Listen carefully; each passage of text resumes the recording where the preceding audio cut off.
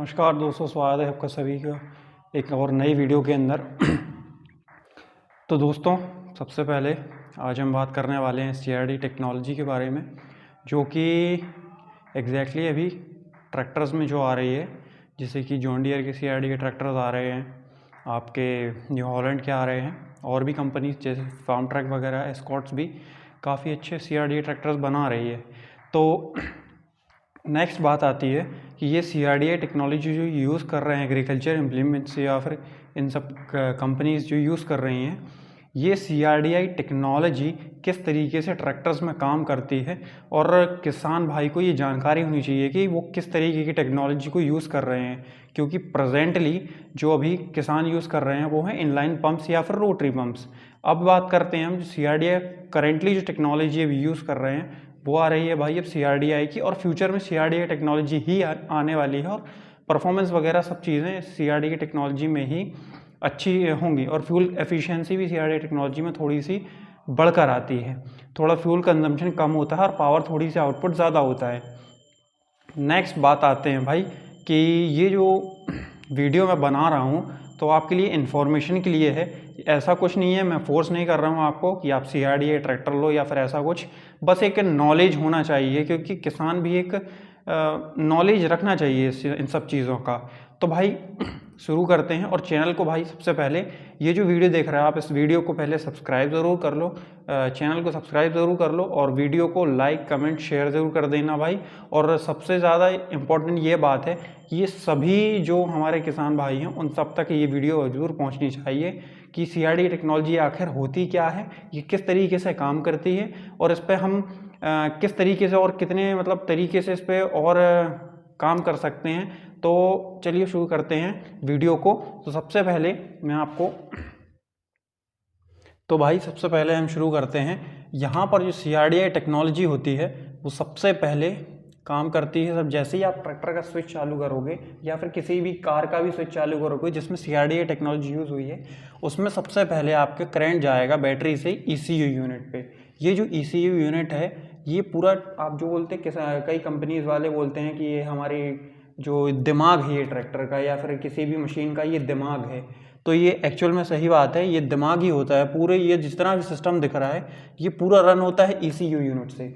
और नेक्स्ट बात आती है यहाँ पे ECU यूनिट सभी जो ये सेंसर्स दिए हुए हैं इन सबको कमांड करती है, और कितना कितना फ्यूल किस किस टाइम पर किस किस सेंसर को भेजना है, यहाँ पर इंजेक्टर्स को किस किस इंजेक्टर को कितना फ्यूल भेजना है, ये सब डिसाइड करता है आपका ECU। ECU का मतलब होता है इलेक्ट्रॉनिक कमांड यूनिट। तो यहाँ पे सबसे पहले हम बात कर लेते हैं कि जैसे ही आप स्विच लगाओगे तो ECU यूनिट में करंट जाएगा, और ये पूरे सिस्टम को चालू करके यहाँ पे जितना भी आपके ये जो फ्यूल टैंक में मोटर जो लगी होती है, ये आपके लो प्रेशर पंप है, हाई प्रेशर या फिर इंजेक्टर्स हैं, आपके सेंसर्स हैं, इन सबको करंट देना चालू करता है। फिर बात आती है सबसे पहले यहाँ से फ्यूल से ECU सबसे पहले फ्यूल टैंक की मोटर को कमांड देता है, और फ्यूल को उठा के, और लो प्रेशर पंप, ये जो देख रहे हैं आप लो प्रेशर पंप है, यहाँ पे जो ECU यूनिट पंप है वो यहाँ पे आके फ्यूल देती है। फिर नेक्स्ट आता है आपका जो एज यूजुअल इनलाइन पंप्स में भी जो फ्यूल फिल्टर होता है वो फ्यूल फिल्टर लगा होता है, तो ये फ्यूल फिल्टर यहाँ से फ्यूल को फिल्टर करता है। और फिर आती है बारी आती है प्रेशर पंप की। भाई प्रेशर पंप वही नॉर्मल सा पंप होता है, रोटरी टाइप का पंप होता है, जो बाहर से दिखता है आप लोगों को कि ये तो यार रोटरी पंप है, तो ये उसी टाइप का थोड़ा सा रोटरी पंप होता है। और इसकी टाइमिंग जो होती है, इसकी टाइमिंग ऑटोमेटिकली होती है, केम शाफ्ट से होती है। अभी नॉर्मल जो होता था कि पूरा जितनी भी गरारियां लगी होती थी, मतलब जैसे कि 5-6 गरारियां होती थी, उसके हिसाब से टाइमिंग सेट होती थी पूरी पंप की। इसकी टाइमिंग जो है ECU कमांड करता है। ये देखिए यहाँ से वायर गया है इसके लिए, और ECU इसको कमांड करता है कि आपकी टाइमिंग कितनी होगी और किस पिस्टन में कितनी बार और किस किस टाइम पर फ्यूल भेजना है। नेक्स्ट आता है आपका हाई प्रेशर पंप, जो कि फ्यूल का पूरा प्रेशर मेंटेन करता है। जो कॉमन रेल होती है उसमें कितना प्रेशर बना के रखना है, जो कंपनी सेट करके देती है, वही प्रेशर यहाँ पे आपको हाई प्रेशर पंप में मिल जाएगा। और फिर नेक्स्ट आता है प्रेशर सेंसर। प्रेशर सेंसर इस पूरी कॉमन रेल में कितना, जैसे कि CRDA टेक्नोलॉजी है ये यूरो नॉर्म्स पर काम करती है। तो ये जो अब भारत ट्रेम्स 4 पे काम कर रही है, तो यहाँ पे जो है यूरो 4 या 5 स्टेज पर ये 2000 PSI का प्रेशर मेंटेन करके रखती है कॉमन रेल में। तो वही मैंने एक एग्जांपल लिया है कि 2000 PSI का प्रेशर यहाँ पे मेंटेन रहेगा।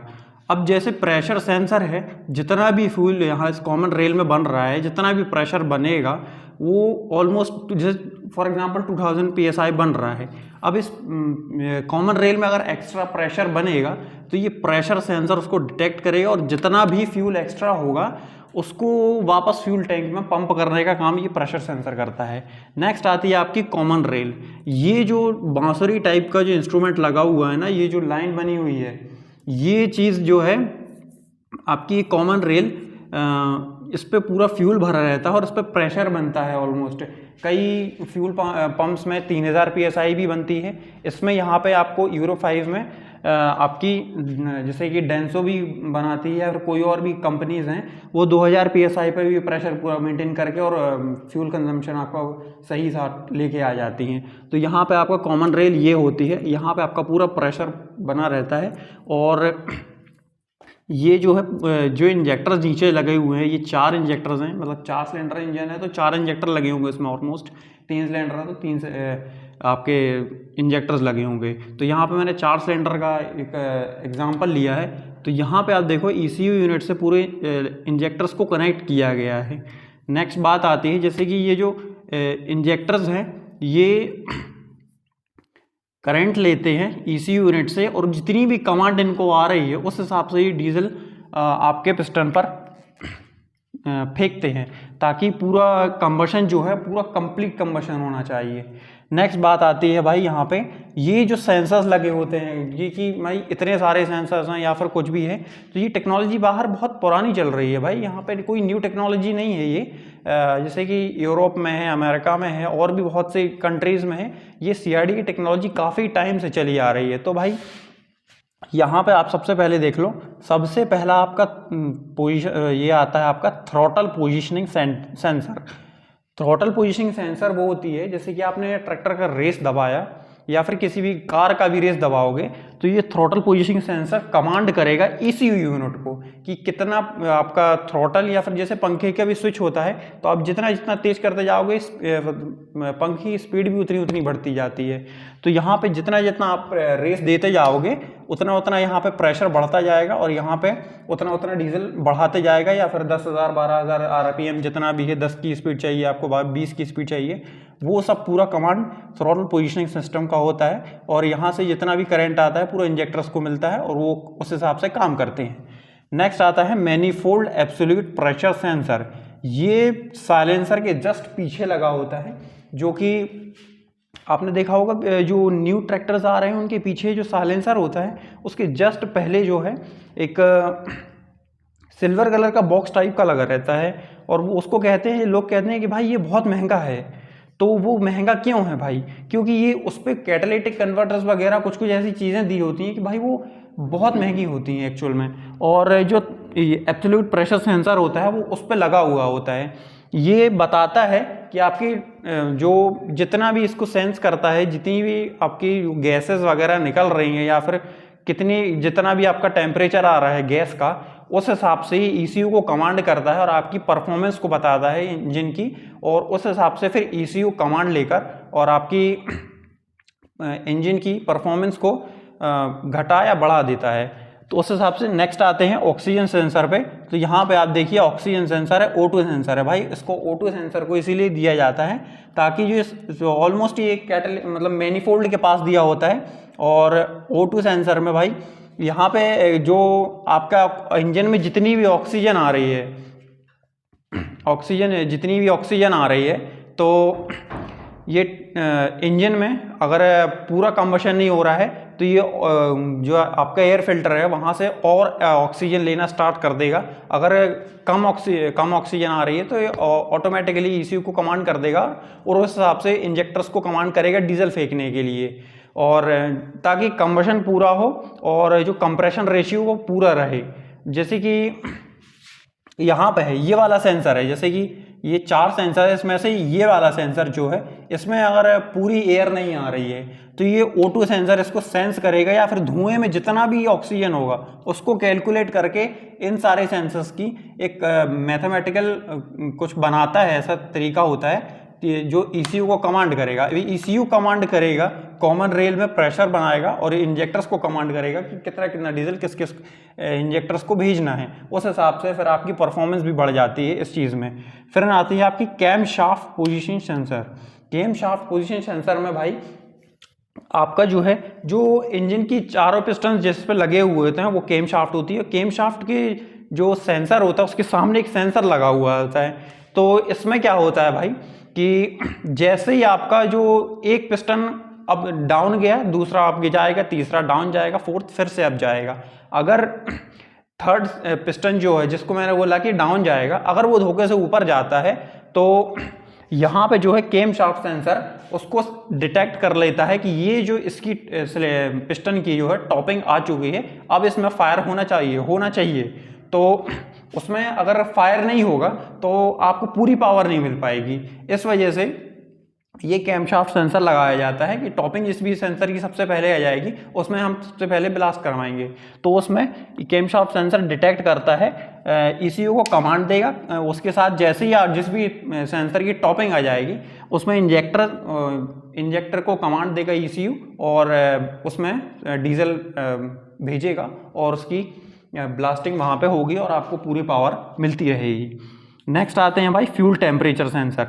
यहाँ पे जो फ्यूल टेम्परेचर जो भी मतलब फ्यूल टेम्परेचर और एज नॉर्मल कि यहाँ पे जो है फ्यूल टेम्परेचर में जो सेंसर होता है वो आपके फ्यूल का टेम्परेचर नाप के रखता है कि जैसे कि फ्यूल का टेम्परेचर अगर हाई है तो यहाँ पे कम डीजल आएगा, जैसे ECU कमांड करता है। मैं अपनी कमांड दे रहा हूँ कि इसमें जैसे टेम्परेचर ज़्यादा है तो ECU का थोड़ा सा डीजल कम कर देगा।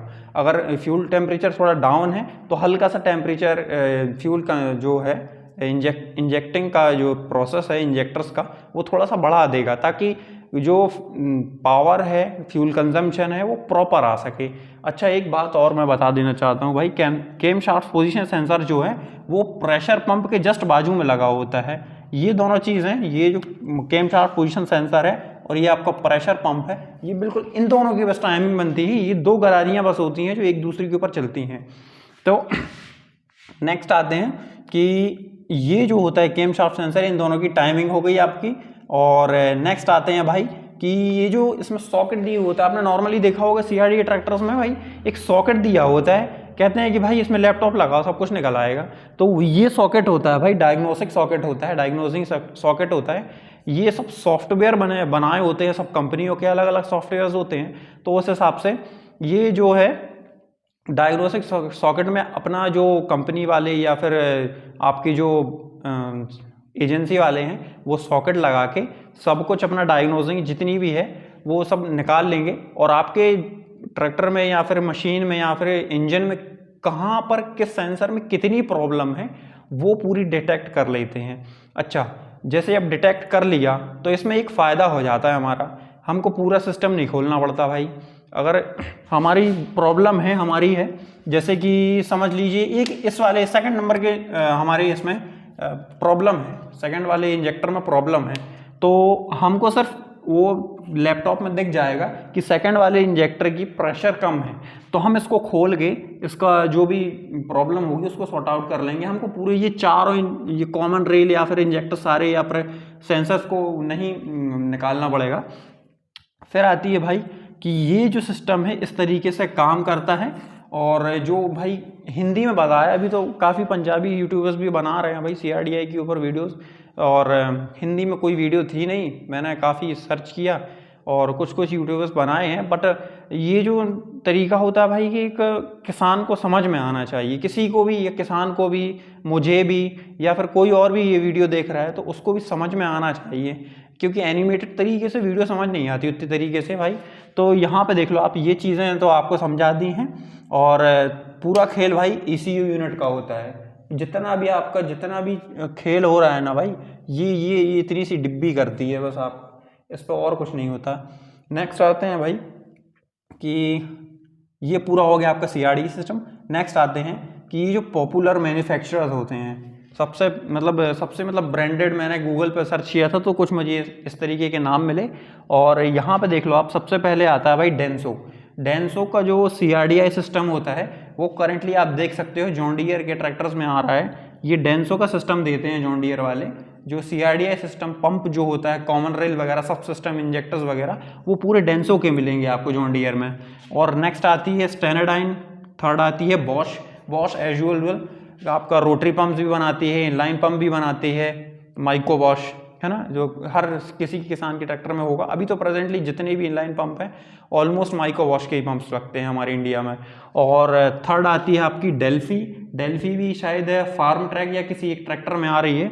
और पर्किंस भाई नामी एक कंपनी है, बहुत बड़ी कंपनी है भाई ये। क्यूमेंस और पर्किंस इनका ग्रुप है शायद, एक मेरे हिसाब से। और ये इंजन्स भी बनाती हैं और इंजन के पार्ट्स भी बनाती हैं। साथ में अभी ये आपका CRDA सिस्टम भी बना रही हैं। CRDA टेक्नोलॉजी की जो पंप्स हैं उनको भी बना रही हैं। साथ में कॉन्टिनेंटल, आपने कॉन्टिनेंटल के शायद किसी यहाँ पे फ्रेंचाइजी टायर्स वगैरह और भी चीज़ें, कॉन्टिनेंटल भी बहुत बड़ा ग्रुप है, तो वो भी CRDA पंप्स बना रही हैं। साथ में यानमार जो है, यानमार इंडिया में लॉन्च हो चुकी है भाई। तो ये चीज़ तो ऑलमोस्ट सबको पता होगा कि यानमार के जो ट्रैक्टर्स हैं और उनमें CRDA ट्रैक्टर में अब आपको CRDA में जो पंप्स वगैरह हैं वो यानमार के खुद के मिलने वाले हैं। और साथ में हैट्रेड और रोबाइल भी ट्रक्स में जो CRDA पंप्स बनाते हैं। रोबाइल मशहूर है भाई, ट्रक्स में जो जितने भी CRDA वो आते हैं, पंप्स आ रहे हैं, CRDA सिस्टम आ रहा है, वो ट्रक्स में रोबाइल का ही ऑलमोस्ट लगता है। तो भाई ये था कुछ CRDA सिस्टम के बारे में कुछ जानकारी। और भाई देखते हैं हम थोड़ा इसका क्लोजअप में एक फ़ोटो भी ऐड कर दूंगा इसमें, साथ में एक फ़ोटो ऐड करूंगा मैं, ताकि आप इसको एक बार अच्छे से देख लेना। और ये सब भाई वीडियो जानकारी के लिए है, ऐसा नहीं है कि मैं फोर्स कर रहा हूँ कि आप CRDA ट्रैक्टर लो या फिर कुछ किसी और तरीके का कुछ भी लो, तो मैं फोर्स नहीं कर रहा हूँ आपको। बस ये एक इन्फॉर्मेशन है किसान भाई के लिए कि हमको इन्फॉर्मेशन रहनी चाहिए। सही बात है ना भाई, सभी को बताना, एक बार कमेंट में ज़रूर बता देना। और भाई वीडियो में थोड़ी मेहनत लगती है तो चैनल को सब्सक्राइब ज़रूर कर देना। और वीडियो भाई शेयर ज़रूर करना, सभी के साथ शेयर कर देना, जितने भी अपने किसान भाई हैं सबको शेयर करो। और सबको पता चलनी चाहिए भाई कि CRDA टेक्नोलॉजी एक्चुअल में है कैसी। क्योंकि CRDA से भाई बहुत से लोग डर रहे हैं कि भाई ये इसमें सेंसर हैं, इसमें कंप्यूटर लगता है, इसमें कुछ होता है, ये होता है, वो होता है। तो भाई ये ऐसा कुछ नहीं है, नॉर्मल सी टेक्नोलॉजी है।